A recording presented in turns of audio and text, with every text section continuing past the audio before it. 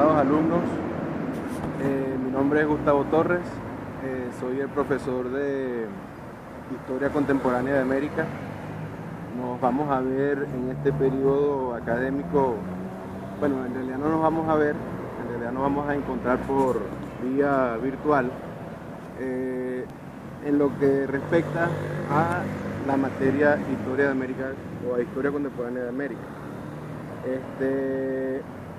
Si bien es cierto, soy nuevo en la universidad, sin embargo no soy nuevo en la educación. Soy un profesional con aproximadamente 12 años de experiencia institucional o profesional y bueno, he trabajado en varias universidades, soy oriundo de Valera, Estado Trujillo, y bueno, por situaciones de la vida, pues me encuentro acá en la ciudad de Caracas y la Universidad Católica Pontificia Santa Rosa de Lima pues me dio la oportunidad de trabajar. Y bueno, aquí estoy con ustedes. Vamos a trabajar, ¿verdad?, con 3 unidades. Ya yo les envié por vía email un correo electrónico donde está estipulado el plan de evaluación, ¿verdad? Donde, bueno, se especifica que son 3 unidades, hay 3 evaluaciones y van a haber 3 videoclases similares a esta. Disculpen la improvisación, pero bueno, es el único sitio libre y disponible donde puedo trabajar. Y no conforme, pues bueno, se utiliza esta vía tanto por consejo del vicerrectorado académico, consejo y lineamiento, ¿ok? Porque se estuvo trabajando por medio de las aplicaciones Google Meet y Zoom para hacer videoclases, pero fue imposible, o sea, en el periodo pasado, trabajar mediante esa. ¿Por qué? Por problemas de conexión, tanto de los alumnos como de repente la mía. Había como le dijera yo, mucha interrupción en la comunicación, no me entendían el mensaje y bueno, se complicó un poco la cuestión. Entonces, por lineamiento, pues vamos a trabajar por clases o videoclases pregrabadas, que les voy a enviar posteriormente por vía email. ¿Por qué vía email y no vía WhatsApp? Por lo mismo, porque en el WhatsApp se dispersaba mucho la información, de repente habían algunos problemas personales, no fue conmigo, sino con algunos colegas, y bueno, de repente hasta la forma de la hora, no se respetaba de repente el horario, sino bueno, empezaban a enviar mensajes inclusive de madrugada, y bueno, eso conllevó a que se cambiara un poco la estrategia, ¿no? Y bueno, vamos a trabajar en esta particularidad. Algo que también hay que aclarar, bueno, como ya les dije, por cada videoclase se va a explicar cada evaluación. La evaluación de la unidad 1 es un trabajo de investigación, es el mismo que ustedes han realizado desde la primaria. Es decir, la estructura sería la portada,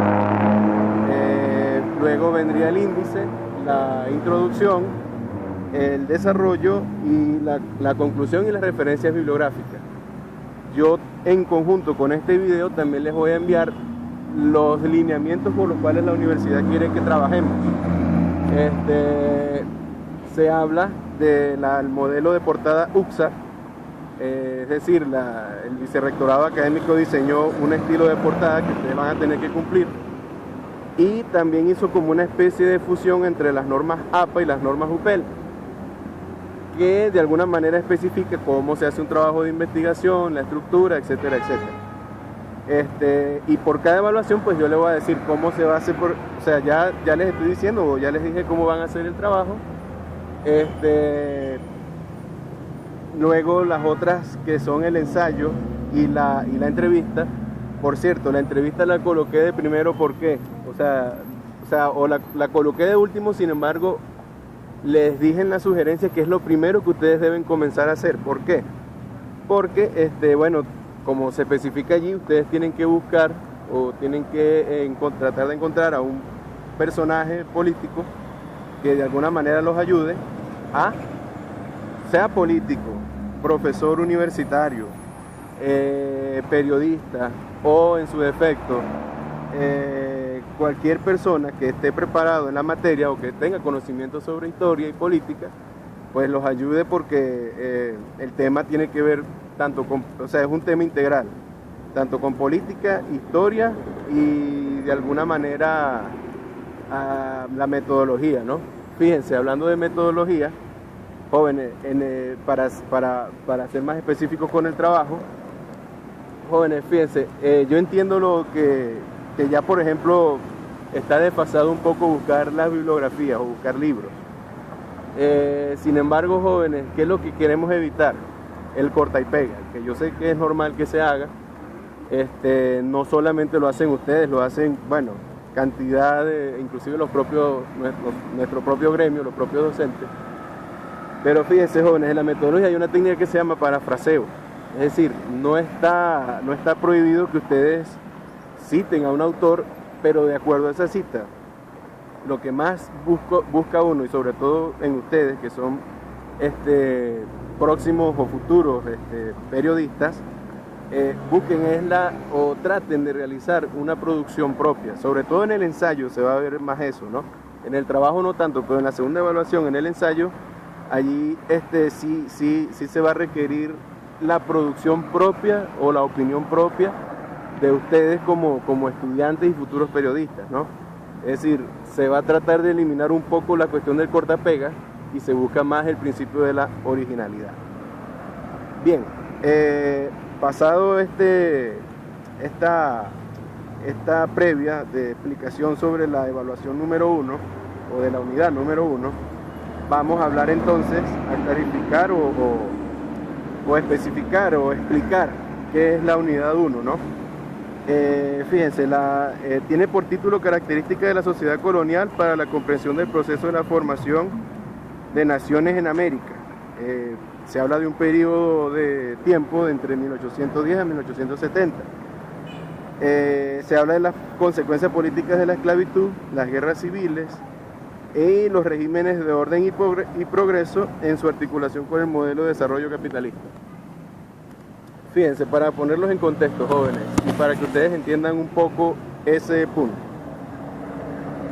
Lo que le puedo decir del proceso de coloniaje, hay muchos mitos, leyendas, ¿verdad?, sobre las cuales, bueno, se han tejido interminables historias, se han tejido opiniones, hay divisiones en cuanto a los puntos de vista, cosa que tiene que haberla porque precisamente el concepto de universalidad es ese, es decir, es unidad dentro de la diversidad.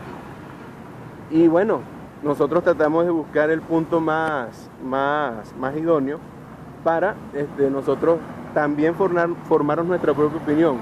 Es decir, lo que yo les diga aquí no es el 100% de la verdad. Es decir, esta es una materia muy subjetiva. Y por la subjetividad, obviamente, ¿verdad?, va a haber una marcada influencia tanto de mi personalidad, de mis pensamientos, que van a influir en cierta forma sobre la verdadera conciencia o la objetividad, que es lo que también se busca en la universidad, y que ustedes también como futuros periodistas tengan a consideración lo que es el principio de la objetividad, que muchos dicen que no existe. Yo discrepo de esa posición, la respeto pero discrepo, porque sí, hay verdades que ustedes no van a poder de alguna manera tergiversar, o por más que se quisieran, no se puede, ¿no? Aun cuando esta materia, o aun cuando la carrera de ustedes es humanista y se basa en el pensamiento del hombre, sin embargo, jóvenes, bueno, lo digo aunque no soy periodista, yo soy apenas un maestro de escuela, prestado a la escuela, aunque repito, no soy un advenedizo, yo también tengo una trayectoria política, al menos en mi estado. Ya en la universidad pues fui dirigente estudiantil y bueno, me tocaba producir documentos en la prensa, o sea, originales, como les dije, propios, y bueno, sé lo que son los conceptos a la hora de redactar sea una entrevista, sea una especie de artículo de opinión, etcétera, etcétera. Pero bueno, existe eso, el principio de la objetividad. Fíjense, jóvenes, el proceso de coloniaje, lo que les puedo decir es, ya ustedes de repente han estudiado eso desde la primaria, pero aquí se les va a reforzar un poco. Fíjense, jóvenes, nosotros somos el resultado de una mezcla, ¿verdad?, entre tres grandes razas humanas, ¿verdad?, como lo son la europea, la aborigen. Cuando hablo de aborigen me estoy refiriendo a las civilizaciones que existían antes de la llegada de los españoles, o también se le llama precolombina. O sea, precolombina quiere decir antes de la llegada de Colón o de Cristóbal Colón. Y la raza se puede decir afrodescendiente, ¿no?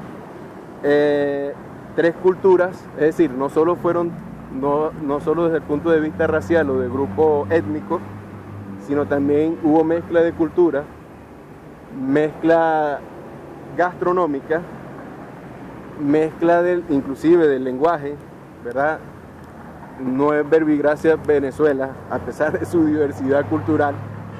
Por eso hay distintos dialectos, como ustedes podrán notar. El mío es un dialecto autóctono, muy propio, muy provinciano de los Andes.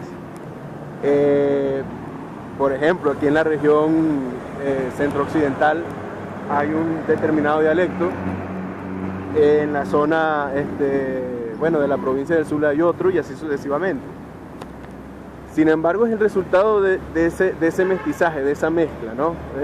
Repito, es un rico ambaje de culturas, gastronomía, lenguas, dialectos, que bueno, dejaron una serie de consecuencias. Unas consecuencias, repito, volvemos a lo mismo, raciales, culturales, gastronómicos, etc.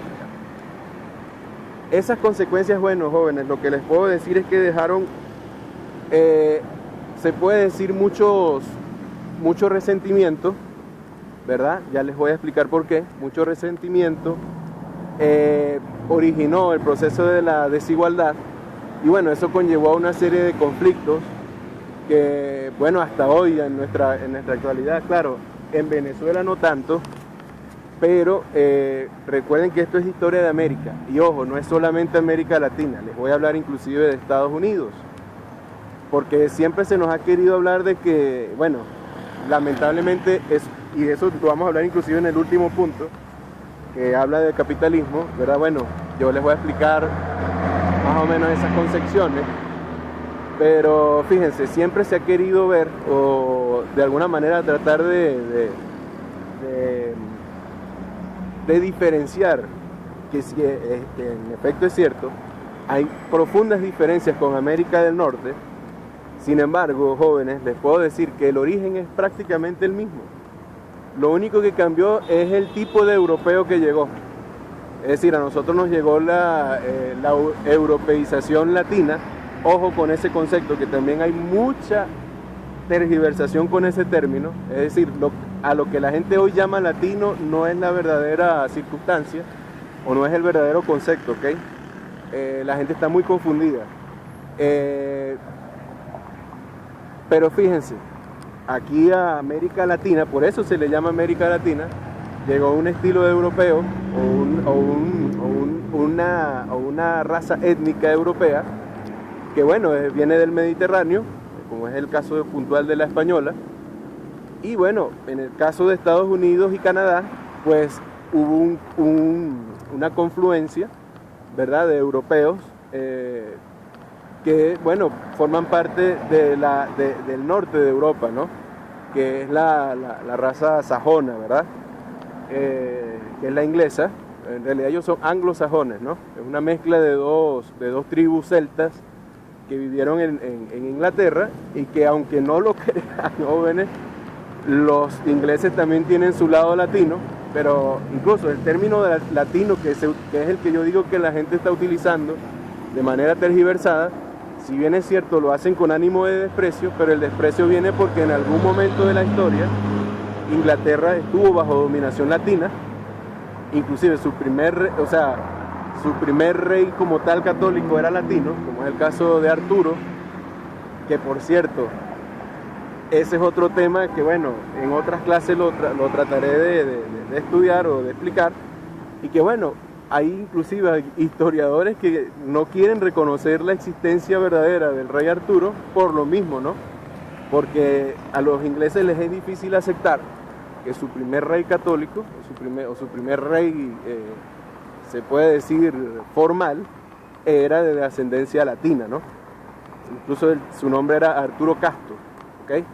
Pero bueno, esa es otra connotación, aunque tiene que ver, aunque parezca insólito, tiene que ver con nosotros, con América.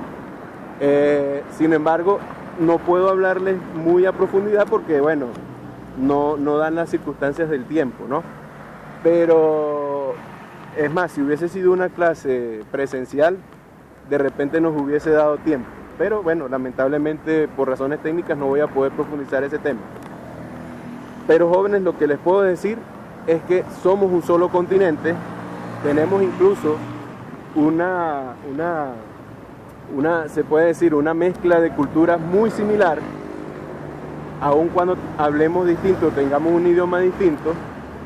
Sin embargo, las diferencias tienen que ver con el punto de vista político y económico, que allí es donde también surgen las diferencias, porque inclusive en una oportunidad escuché a varios autores e historiadores que me dieron clases que ellos decían, no, es que si hubiesen llegado los ingleses o los franceses a América Latina, seríamos otra, porque ellos trajeron cultura y donde quiera que ellos han llegado tienen un sistema económico superior al de las poblaciones latinas. Debo decirles que eso es totalmente falso. Por eso les digo, estamos tejidos de muchos mitos, ¿no? Eso es totalmente falso. Tiene cierto grado de veracidad, y ahorita les voy a explicar también por qué. Sin embargo, jóvenes, no es tan cierto eso. Es más, les puedo decir que fueron más crueles y más, se puede decir, más crueles y más salvajes en su modo de actuar con los aborígenes que los propios españoles. Es decir, los españoles fueron los únicos conquistadores, o se puede decir exploradores, porque también le han cambiado para tratar de aminorizar un poco los términos. Pero fíjense, fueron los únicos, otros le dirán invasores también, porque, bueno, se les puede utilizar también ese término. Ojo, no tengo nada contra los españoles, yo soy descendiente de españoles, mis abuelas eran vascos, y bueno, de alguna manera, sí, soy un mestizo que, si bien es cierto, tiene esa ascendencia. También tengo ascendencia, obviamente, aborigen, ¿no? Repito, lo reconozco, soy un mestizo. Es más, casi todos los venezolanos lo somos. Y bueno, de alguna manera, pues nosotros no podemos guardar odios ni resentimientos ni contra la raza europea, ni tampoco decir por un lado, porque las civilizaciones indoeuropeas, o las civilizaciones aborígenes también tienen su historia, salvaje, por cierto. Incluso por eso es que los aborígenes se ganaron el remoquete de salvaje, porque si bien es cierto, para la ética del aborigen era normal hacerlo, bueno, para los cristianos, porque la mayoría de los grandes conquistadores que vinieron para acá, bueno, eran caballeros cristianos, como lo era el rey Arturo, por cierto, caballeros cristianos, que estaban, incluso muchos de ellos participaron en cruzadas y las guerras santas que tenía la iglesia. Bueno, ellos vinieron para acá con esas ideas y aplicaron casi que los mismos castigos que se aplicaban en las cruzadas y en la Edad Media. Entonces, eso de alguna manera ha marcado nuestra historia, y bueno, nosotros pues de alguna manera las guardamos. Pero la historia de las civilizaciones, sobre todo la maya, la azteca y la propia incaica, son sacrificios humanos, ¿okay? Es asesinatos en masa. Es decir, el asesinato o la desaparición de las tribus aborígenes no vino sola y única exclusivamente por la crueldad del invasor europeo, no, al contrario, habían unas guerras intestinas terribles entre las tribus.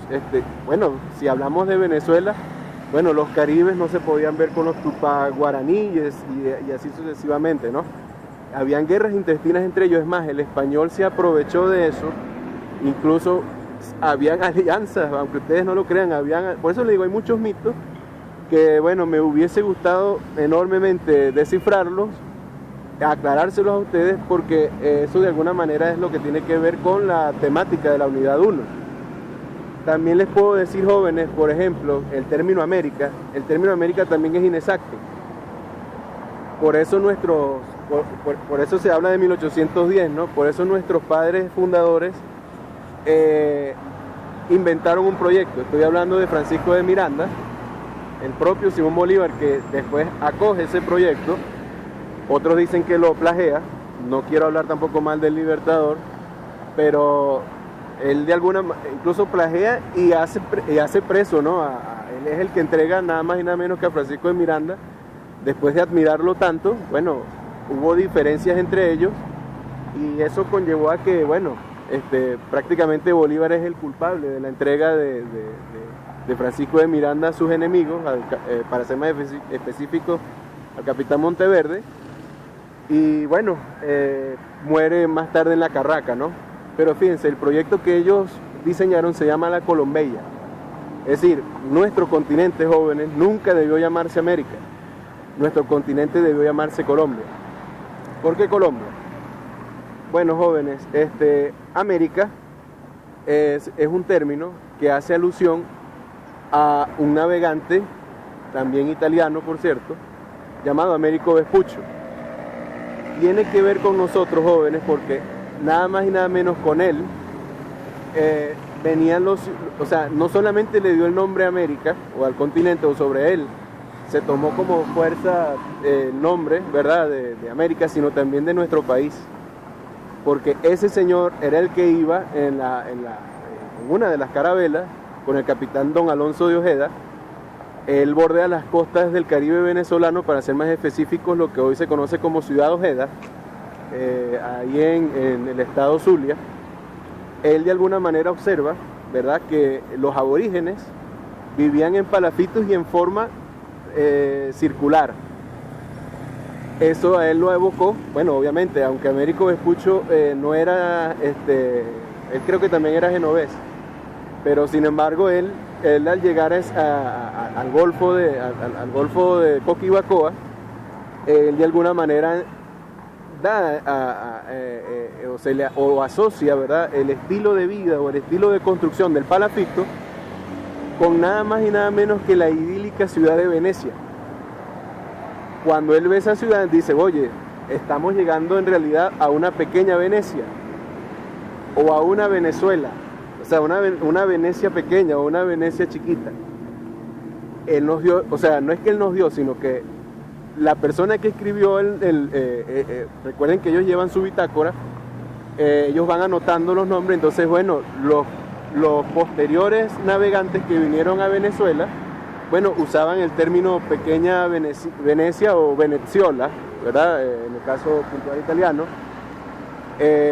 Bueno, y sí, ahí se originó tanto el nombre de Venezuela, y ya a raíz de que él muere, sin embargo, jóvenes, por el anticolonialismo, o sea, o la antivisión de Colón, es decir, en el mundo sajón, por eso los americanos, o en el caso puntual de Estados Unidos, cosa relativa, porque inclusive todos los 12 de octubre en Estados Unidos se celebra el Día de Colombo, ¿verdad?, o el Día de Columbus, o el Día de Colombia, porque incluso también lo asocian con el Día de la Italianidad, ¿no?, en Estados Unidos.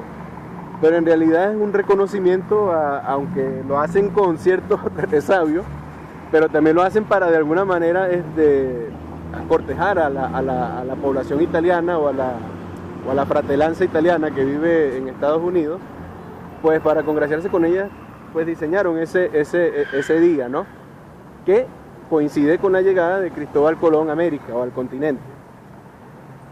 Pero si nosotros observamos, si bien es cierto, hay muchas discusiones de quiénes fueron los primeros en llegar al continente americano, inclusive por encima de las civilizaciones precolombinas, como ya les dije antes, pues si bien es cierto, con todo y que algunos aducen que vinieron primero los vikingos, en el caso de Terranova, Canadá, otros dicen que los griegos también comerciaban, otros dicen que los egipcios, etcétera, etcétera. nadie le puede quitar, porque en el caso de los vikingos con Terra Nova, ellos, estamos hablando nada más y nada menos que el hijo de, bueno, incluso ese conquistador se llamaba Ericsson, que eso quiere decir el hijo de Eric, nada más estoy hablando de Eric el Rojo. Ustedes saben que en la comunidad vikinga, o sea, cada príncipe tenía, para poder ser rey de los vikingos, bueno, tenía que conquistar. Ya casi toda Europa estaba conquistada, y bueno, a él nada más y nada menos que se le ocurrió seguir el horizonte hacia el Atlántico, ¿no? Muy a diferencia de Colón, que vino buscando la India, y vino buscando la China, ¿no? Por los viajes anteriores de Marco Polo, ¿no? Pero sin embargo, fíjense, jóvenes, en el caso puntual de los vikingos, ellos llegan a una tierra que se llama Greenland, o ellos la llamaron Greenland, que hoy la conocemos como Groenlandia, ¿no? Eso significa tierra verde, aunque si ustedes buscan o ven o observan, buscan por Google Earth, o buscan algunos documentales sobre esa ciudad, ustedes van a demostrar que esa ciudad no tiene nada verde. Es totalmente polar, muy similar a la zona, se puede decir, de Escandinavia. Sin embargo, la llamaron Greenland, ¿no? Para sus ojos, pues era una tierra fructífera. Allí ellos hicieron como una especie de semicolonia y entonces intentaron llegar, incluso lo hicieron, llegaron hasta Canadá.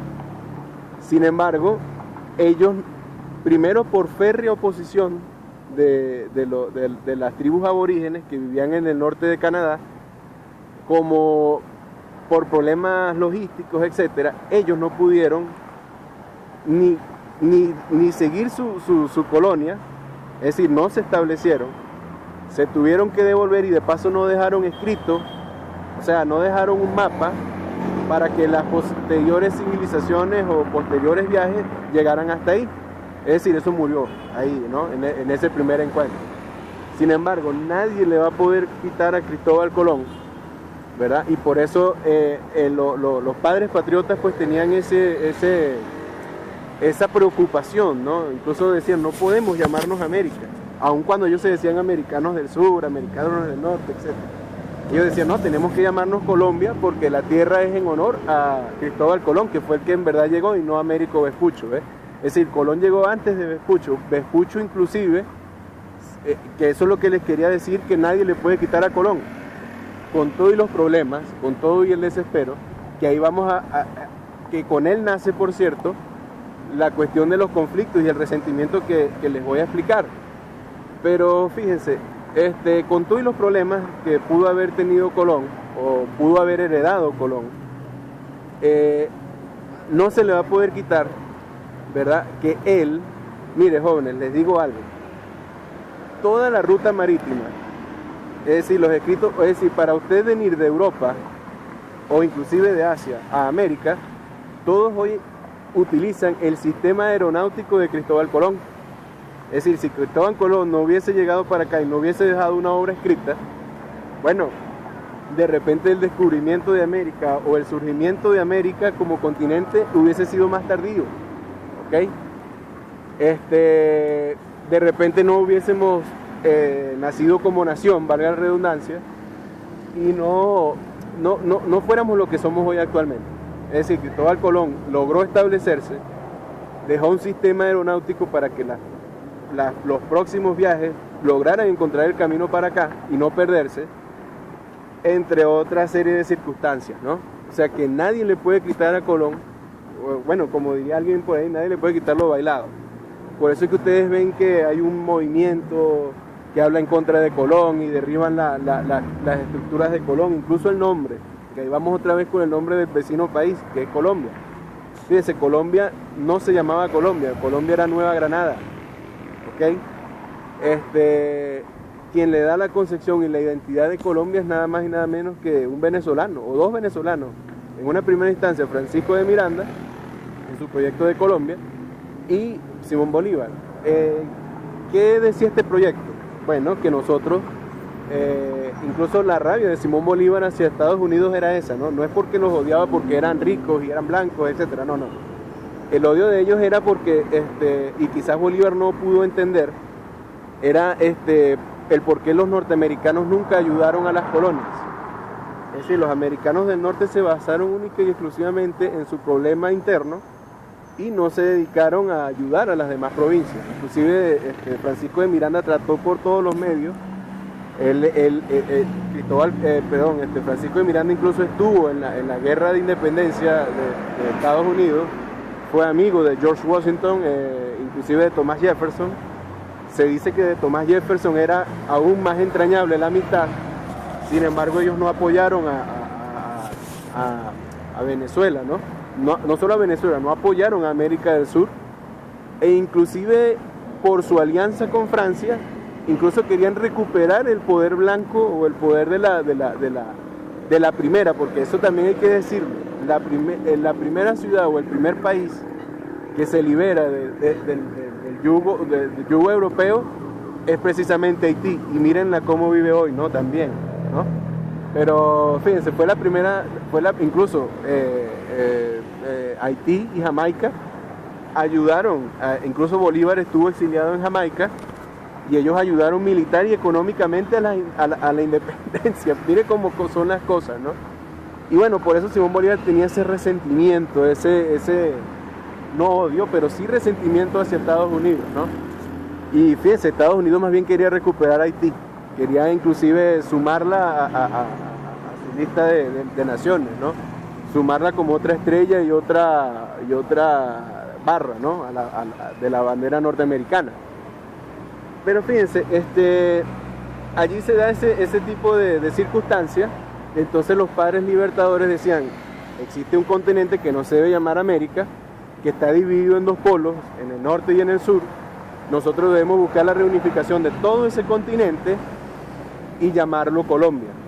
Y ahí nace lo que es el proyecto de Colombia, en el que Simón Bolívar y bueno, gran parte de nuestros patriotas lo creyeron, lucharon, y fue la causa, no la principal, ¿no? Pero fue una de las primeras causas de la independencia, se puede decir latinoamericana, ¿no? Porque las causas son muy diversas, jóvenes. Hay una causa, se puede decir económica, es decir, la independencia, como quien dice, tuvo su... Es más, mire, jóvenes, cuando ustedes investiguen, ustedes van a ver que la raíz de todos nuestros conflictos en esa época era la cuestión de los impuestos. Es decir, en Estados Unidos se dio la independencia de Inglaterra porque Estados Unidos se cansó de pagar impuestos a la corona española, a la corona inglesa, ¿ok? En el caso puntual de nosotros los latinoamericanos fue igual, es decir, no vino por parte ni de los indígenas o de los aborígenes, a pesar de que hubo unos primeros movimientos como el de José Leonardo Chirinos, Huaycaipuro, etcétera, el propio Francisco Fajardo. Sin embargo, jóvenes, la cuestión vino más por una situación económica de impuestos que se puede decir que por la desigualdad, que por si las diferencias entre las razas, entre otras cosas, ¿no? Es decir, la libertad vino por un problema económico. Es decir, las colonias, repito, las 13 colonias norteamericanas dijeron un día, eso fue en la famosa fiesta del fiesta del té, pasa que en inglés se le conoce esa fecha como el Tea Party o la fiesta del té. Es decir, ellos exportaban el té hacia Inglaterra. Obviamente el rey les cobraba, o la reina o el Reino Unido les cobraba a ellos unos costosos impuestos para el trabajo y bueno, o para la comercialización portuaria de ese rubro. Bueno, ellos se cansaron de pagarlo, pues dijeron que no iban a seguir trabajando para el Reino Unido, y bueno, y por eso se llama fiesta del party, porque fue algo sangriento. Es decir, en esa noche, bueno, los propios norteamericanos, los propios dueños de las plantaciones de té, quemaron las barcazas de té y hubo un conflicto allí, una escaramuza. Fue el primer conflicto armado entre Inglaterra y Norteamérica, que bueno, conllevó a que más adelante pues de Estados Unidos, o sea, las 13 colonias, se declararan libres y le declararan la guerra a Inglaterra, hasta que en 1777 pues Inglaterra capitula y se puede decir, la Constitución, que le da paso al Estado o a la unión de las 13 colonias en los Estados Unidos de América del Norte o de Norteamérica. Eso fue lo que pasó en Estados Unidos. Lo mismo pasó aquí en Venezuela. Exactamente, por eso les digo, mire, con todo y que digan que hay diferencias, mire, les puedo decir que los conflictos y las situaciones son muy parecidas o muy similares. En Venezuela fue igual. Es decir, aquí en algún momento de la historia, los venezolanos y los latinoamericanos, porque eso fue como un juego de naipes. O sea, cayó una carta o cayó una ficha o una ficha de dominó, eso se llama efecto dominó, por cierto. Y bueno, cayó una y empezaron a caer todas. Cayó Inglaterra, bueno, empezó el problema ahora con España, ¿no? Y bueno, que ahí es donde viene lo del resentimiento otra vez con Bolívar, ¿no? Porque recuerden que las colonias tenían sus reyes, obviamente, y esos reinos estaban en conflicto. Es decir, Bolívar no entendía por qué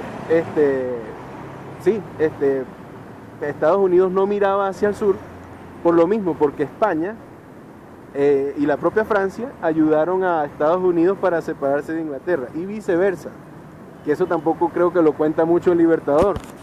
Quienes apoyan a la independencia latinoamericana, sobre todo la venezolana, porque inclusive el propio Francisco de Miranda vivió allá, lo fue financiado, o sea, bueno, ahí se creó la bandera y todo, ¿no? Nuestra bandera tricolor, con la invasión a Coro, ¿verdad? A las costas de Coro en 1806, donde, bueno, Francisco de Miranda obtuvo un apoyo tanto de mercenarios ingleses e irlandeses. Incluso a Francisco de Miranda, bueno, no sé si ustedes han ido a Coro, o algunos de ustedes es de esa región, pero si ustedes van a la plaza de Coro, ustedes pueden observar la estatua, y así, en efecto, era Francisco de Miranda, un hombre alto, rubio, y eso que en sus principios a él siempre hubo un problema de racismo con él, que bueno, no voy a poder explicarlo ahorita. Pero bueno, lo que les puedo decir es que, bueno, era un hombre alto, rubio, y usaba una especie de zarcillo, ¿no? Entonces la gente lo confundió con un pirata, pensaban que era un pirata inglés, y bueno, la gente corrió despavorida, e incluso conllevó a que, bueno, las fuerzas españolas repelieran el ataque y se frustra esa primera invasión a Coro, ¿no? O en su defecto a Venezuela. Pero fueron los primeros movimientos independentistas, pero fueron financiados por Inglaterra. ¿Ves? Se están entendiendo. Por eso es que hubo bueno, incluso cuando se habla del Tratado de Torcedillas, es porque las tres reinas de Europa jugaron lo que llaman el monopolio, ¿no? De ahí nació ese juego. Y bueno, ahí se repartieron el mundo, para que ustedes sepan. Por eso es que hay islas, que eso también le iba a explicar con Estados Unidos. Por ejemplo, el primero en llegar a Estados Unidos no fueron los vikingos. O sea, llegaron pero no se establecieron. Debo decirles, jóvenes, con mucha, se puede decir, prestancia, que el primero en llegar a Estados Unidos fue Cristóbal Colón. Por eso les digo todo, ¿no? Él llegó hacia las costas de lo que hoy se conoce como Fort Lauderdale, en Miami. Él llegó a todo lo que se llama las Carolinas del Sur. Claro, él no, o sea, eso fue en el tercer y último viaje.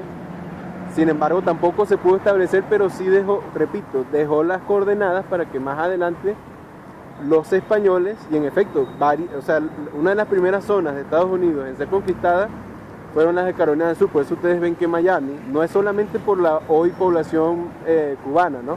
Sino que esas ciudades, y eso más adelante se ve evidenciado en la guerra de secesión que les voy a hablar. Pero fíjense, eso conlleva a que, bueno, gran parte del territorio norteamericano, bueno, era de habla española y tengan nombres españoles. Por eso ustedes ven Nuevo México, ustedes pueden ver ciudades como Texas o Texas, Valencia o California, bueno, entre otras circunstancias, ¿no? Bueno, cabe destacar que eso sucede, ¿no? O sea, y ahí por eso es que hay esa especie de diferencias en cuanto al tratarnos, ¿no? Porque, bueno, ahí voy con la cuestión del latinaje, ¿no? O sea, ellos nos dicen latinos porque los ingleses le decían así a los italianos, españoles, etcétera, por ser descendientes de los romanos, ¿no? incluso nuestro idioma, el castellano, es una variante, es un dialecto del latín, por eso también nos llaman latino. Y bueno, eso era como su forma de desprecio, ¿no? De hablar de que, bueno, ellos eran distintos. Aunque debo decirles, jóvenes, que los latinos también, por eso es que ustedes ven en las películas cuando hay un asesinato o algo, ellos dicen sujeto caucásico, y sujeto latino, y sujeto afroamericano. Bueno, eso es una mala terminología que tienen los norteamericanos, porque debo decir que los latinos también son del Cáucaso. O sea, el Cáucaso es una región del norte de Europa, es decir, eso es la actual Georgia. Incluso ahorita en la actualidad está en conflicto con Rusia, pero fíjense, es en esa zona donde nació la raza indoeuropea, ¿no? La raza blanca. Entonces debo decir, para alivio, bueno, y se puede decir para, ¿cómo le dijera yo? Para diferenciación, los latinos pues también son del Cáucaso, ¿no? También son caucásicos. O sea, la gente usa el término latino, yo uso el término latino para nosotros los mestizos, pero sin embargo no es tan cierto eso, ¿ok? Incluso en algunas zonas de Europa, en la propia España, es muy común que le digan a uno, no, los latinos, no, ahí vienen los latinos. Y los españoles también están equivocados, o los mismos italianos, ¿no? Pero no, el latín viene o sea, es una lengua inclusive del Tíber, italiana, ¿no? O sea, ellos también son latinos, o sea, todo lo que es el norte, todo lo que es el centro-sur de Europa, la gran mayoría es latina, o sea, esa es la raza latina, ¿no? Por la gran influencia de lo que fue el Imperio Romano, que conquistó, bueno, desde las costas, se puede decir, de África, para ser más específico, en Níger o Nigeria, hasta la parte sur, ¿cómo le dijera yo?, meridional de Europa, como es el caso puntual de lo que es Hungría, Rumanía, entre otros países o localidades de Europa, ¿no? Entonces, bueno, ahí vienen esas diferenciaciones. Y bueno, ahora sí vamos a entrar en el tema de por qué nacen los conflictos y las guerras civiles. Bueno, y por qué a un sector o a América del Norte le va mejor económicamente que a los americanos del sur. Bueno, jóvenes, debo decir, ya les hablé inclusive de la conformación de Estados Unidos como nación o como país. Bueno, debo decirles, jóvenes, que la diferenciación económica, o se puede decir,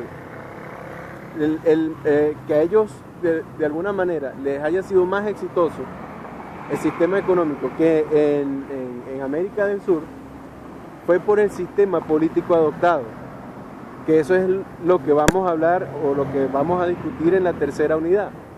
Es decir, Estados Unidos, cuando se conforma en nación y hace su constitución en el año 1777, ellos, jóvenes, adoptan un sistema político que se llama la democracia.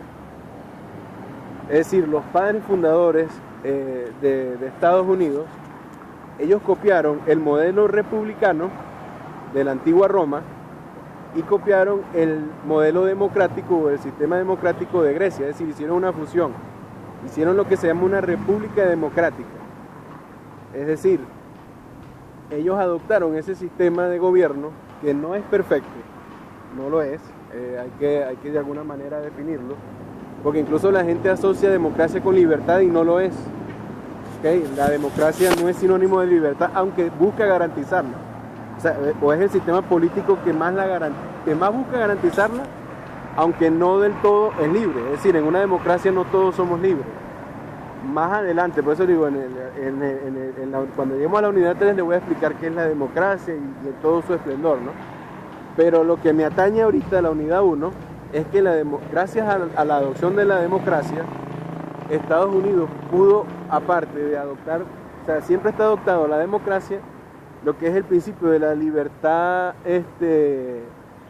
económica, que bueno, fue muy propugnada por la Revolución Liberal, que hoy también hay una confusión terrible con el término liberal, ¿no?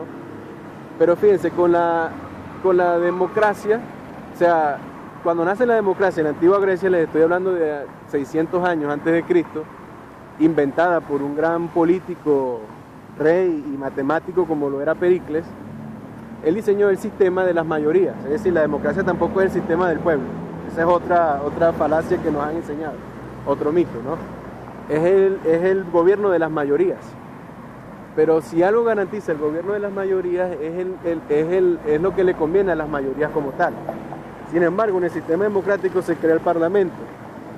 Y cuando se crea el Parlamento se crea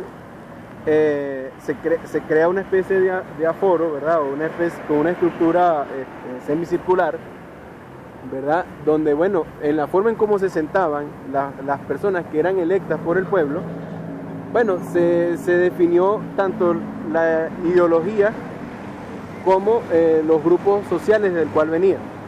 Por ejemplo, los que se sentaban en el lado izquierdo del Parlamento griego, repito, los que se sentaban en el lado izquierdo eran las personas con una concepción liberal. ¿Liberal por qué? Porque ellos propugnaban la libertad de culto, la libertad sexual, aunque ustedes no lo crean, la libertad de la esclavitud o la abolición de la esclavitud.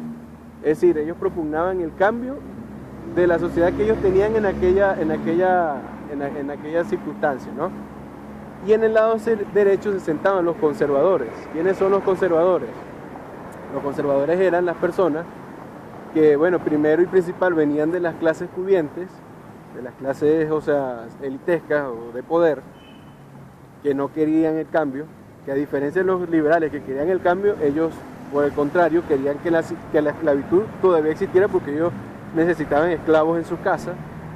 Los que no creían en la libertad sexual, porque la libertad sexual de alguna manera buscaba o propugnaba, incluso en la antigua Roma sobre todo se evidenció eso, que era el caso puntual de las enfermedades venéreas e inclusive la superpoblación, etcétera, etcétera. Bueno, todo lo contrario, lo que propugnaban los del cambio, ellos propugnaban, por eso se llama conservadores, porque ellos de alguna manera querían conservar el mismo modelo de vida en el cual estaban viviendo.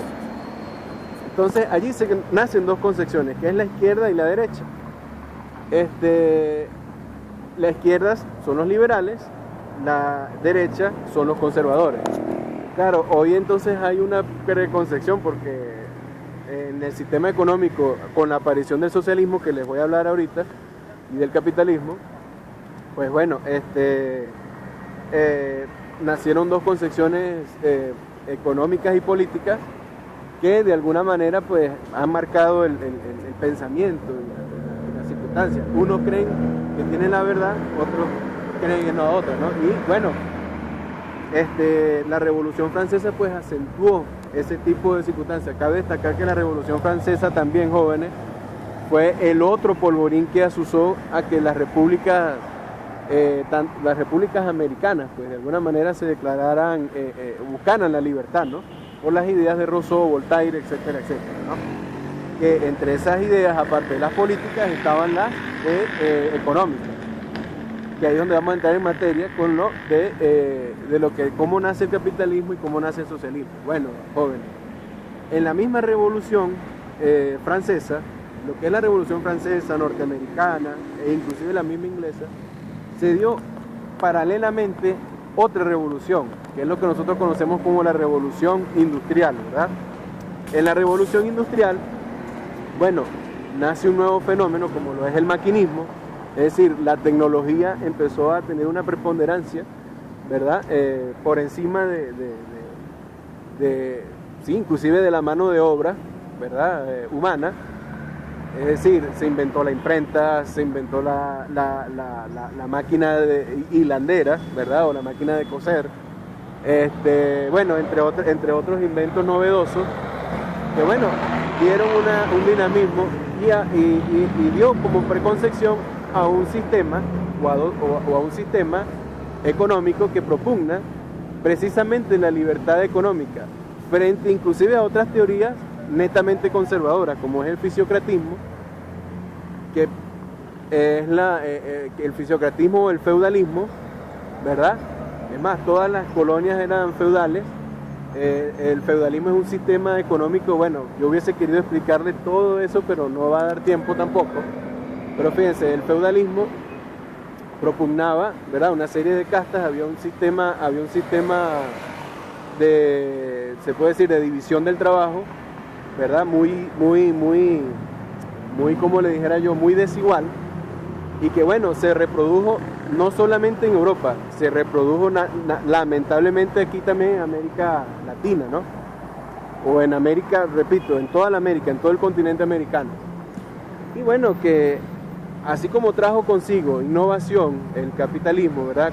Como teoría inclusive frente al propio feudalismo, incluso la reemplaza, es más, la revolución, se puede decir francesa, bueno, reemplaza ese viejo sistema monárquico, feudalista, ¿verdad? Lo reemplaza, ¿verdad? Por un sistema de repúblicas, ¿verdad? Democráticas, que bueno, trajeron como consecuencia un sistema económico que está basado en la libertad individual, en la libertad de competencia, en la libertad de iniciativa, pero lamentablemente, digo lamentablemente por las consecuencias que eso trae, quienes de alguna manera poseen los medios y las relaciones de producción para realizar ese tipo de actividad económica, la posee una clase social. Esa clase social es la burguesía, que por cierto, en el sistema feudal no tenía la mayor preponderancia, no eran sangre azul, pero sin embargo tenían los medios más, se puede decir, tenían lo que es la parte técnica, que son los medios de relaciones de producción que podían llevar a cabo ese tipo de circunstancias. Es decir, para usted poder crear una imprenta o una máquina hilandera, ¿qué tenía que proponer? Aparte del conocimiento, el dinero para poder construirla. Bueno, entonces nace un sistema económico que de alguna manera propugna que los medios y las relaciones de producción deben estar en el capital privado, que precisamente el capital privado lo posee una clase social poderosa, que es la clase burguesa, que mayormente no era conservadora, incluso era hasta liberal, pero bueno, ahí viene incluso entonces la consecuencia de por qué hoy la gente está confundida con el concepto del liberalismo como teoría o como doctrina económica y política. Bueno, eso conlleva, jóvenes, a que se reemplace ese sistema económico, ¿verdad?, del feudalismo, basado en la tierra, basado en la única y exclusivamente producción agrícola, por un sistema más, incluso, ¿qué les puedo decir? Uno de los presidentes norteamericanos, como es el caso de Benjamin Franklin, era científico, con eso les digo todo. Bueno, él propugnó durante su gobierno, que creo que fue uno de los mejores de la historia norteamericana, bueno, la innovación en todo lo que tuvo que ver la tecnología, ¿no? Y la inversión económica como tal. Y bueno, eso conlleva, jóvenes, a que ellos sean más exitosos a nivel económico, pero netamente en términos económicos, porque ahora vamos en las desigualdades. Es decir, si bien es cierto, el capitalismo trae innovación, trae riqueza, ¿cómo no? Produce riqueza, eso es indiscutible, jóvenes. El capitalismo o el sistema capitalismo, a quien lo propugna, le genera riqueza, eso es verdad. Pero, jóvenes, también deja una serie de divisiones o de preconcepciones que, bueno, que hoy en la actualidad, pues bueno, dieron como consecuencia a otro sistema, que es el sistema socialista. ¿Qué pasa con el socialismo? Bueno, como ya les dije, la desigualdad, ¿qué les puedo decir? La desigualdad, el maltrato del burgués hacia los trabajadores, el no reconocimiento de los derechos sociales, las jornadas de trabajo en el capitalismo, jóvenes, cuando apareció no había horario, es decir, el horario de 8 a 2 y de 2 a 6, eso no lo había, ¿verdad? El permiso, por decir algo, eso lo explicaron los economistas cuando yo estudiaba, ¿no? Que cuando, por ejemplo, una mujer, ¿sabe cuál era el pre y el postparto en un sistema capitalista cuando comenzó? Y les estoy hablando de 1780, por ahí aproximadamente. Bueno, jóvenes, el pre era 5 minutos para ir a donde la partera a que le sacara el bebé, o para que diera a luz la persona, la trabajadora. Y el post, bueno, eran 2 minutos allí para que, bueno, bañaran al bebé, etcétera, qué sé yo. Y cuando terminaran esos minutos, esos 20 o esos 30 minutos, bueno, a seguir trabajando, ¿no? Como o sea, se dio la explotación, ¿no? Entonces nace la preconcepción por parte de los trabajadores que establece de que ese sistema tenía que cambiar, ¿verdad? Por un sistema, se puede decir, colectivizado, es decir, ahí nace el concepto de la expropiación, ¿verdad? Es decir, los trabajadores proponían que para poder garantizar la distribución igualitaria o colectiva de ese capital, era necesario, ¿verdad? Quitárselo a la burguesía para entregársela a los pobres. Jóvenes, mi teléfono está a punto de descargarse. Voy a terminar aquí y voy a seguir en otro teléfono para terminar el video, ¿ok?